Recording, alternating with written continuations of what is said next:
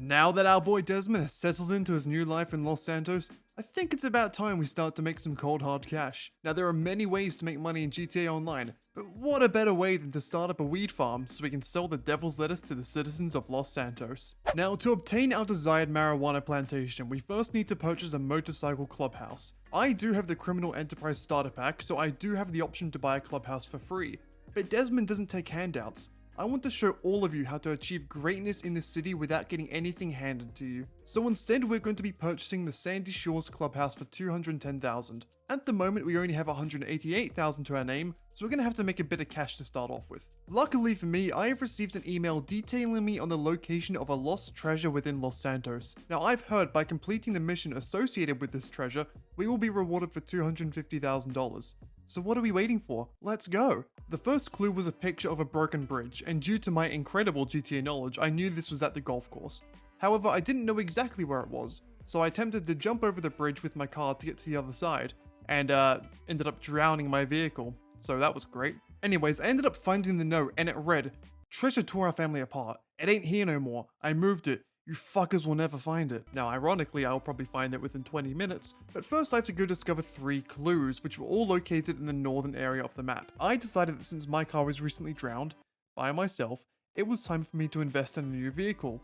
As I was going to buy a motorcycle clubhouse later, I found it only fitting to purchase a bike. I decided to go with the all-reliable Batty 021 for a cheap $15,000. Once my bike had been delivered to me by my loyal mechanic, I headed out. Now, I haven't gotten the opportunity to mention this yet, but Desmond is an absolute menace on 2 wheels. He can swerve in and out of traffic, wheelie for days, and pull off some of the sickest stunts you have ever seen. He's a bit of a daredevil, as you can see by how he makes his way into this hillside. Ooh, you're odd. Once we got to the location, we ended up finding a small cave with a nearly naked man who has been bludgeoned to death. After we left him to rest in peace, it was time for our next clue, which is located all the way up in... Oh, Desmond. Clue number 2 brought us to Sandy Shores, where we discover a shovel. Did this guy even try to hide his murder weapon? Like, there's literally a giant lake right behind us he could have thrown it in, but no, he leaves it right next to the couch so the detective can have a nice sit down while collecting the evidence. Why? And finally, clue number 3 was an empty gun casing next to a tree in the town of Grapeseed. Apparently, after finding this last piece of evidence, the gods sent Desmond a vision, and somehow he knew the exact location of the treasure on the other side of the map. Not gonna question it, but it does seem a bit suspicious. Now it was time to go and find the treasure, and as we completed the San Andreas pilot school in the last episode, I thought it was about time to put my new skills to the test. So I went to go and steal a plane and proceeded to fly over to the treasure. After a long flight, because of the garbage plane I chose, I decided to parachute out. Shortly realizing that I had no vehicle to get off of this garbage beach that was isolated by the docks. Anyhow, I found the treasure, which was a golden revolver, apparently imbued with the power to make the wielder invisible as Desmond disappeared from this plane of reality. Once Dr. Strange sent Desi back to this mortal realm, I grabbed one of the nearby speedboats and headed to shore. As many of you may know, I now have to get 50 headshots with this pistol to be rewarded $250,000. That's what I did. The first 20 or so headshots came pretty quickly. Of course I had a lot of cops on me, but it was no issue for the big man Des.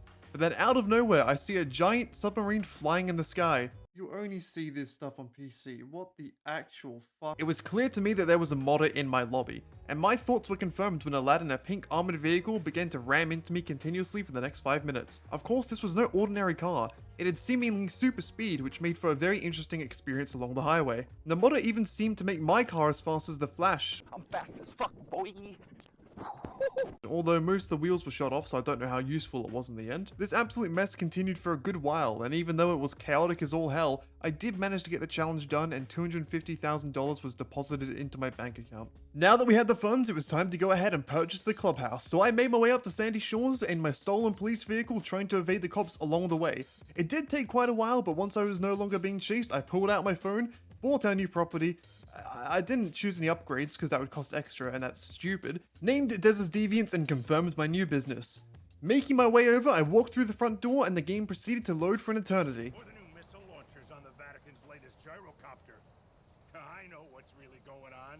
I fought in Grenada after all. So I had to find a new lobby and try again. I quickly made a pit stop and customized my bike to have a red accent through the middle and then headed off. My second attempt at entering was much more successful and I finally got inside and was greeted by Malk, who gave me a rundown on how things work around here. And it would seem the effects of the magic revolver were still active as Desmond once again disappeared from the human eye. No matter, it was time to do what we had all been waiting for, purchasing my very own weed farm. Clearly I'm an idiot because I didn't realize that to purchase the marijuana plantation it would cost $500,000. So once again more money making, but don't worry, I won't make you sit through and watch it this time. All I did was a few motorcycle club missions, races here and there, and within a couple hours I was set to purchase the San Shianzaki Mountain Range weed farm. And finally, after a lot of hard work, we have finally achieved our goal. Our first proper money making source has finally been obtained. Of course this farm will need to have its supplies replenished and stock sold, but I will probably aim to do most of that off camera going forward. So I went over to the laptop inside, confirmed the business, and was finally open for operation. Well, apart from gathering the initial supplies, which I did in just a couple of minutes. And now, big boy Desmond is well on his way to becoming one of the wealthy few in Los Santos. But don't worry guys, this is just the start. Hey everyone, hope you enjoyed the video. Make sure to headshot that subscribe button if you want to stay up to date on the adventures of Desi Boy in GTA Online. And of course, if there is anything you would like to see me do in the future, let me know down in the comments below. I'll catch you next time.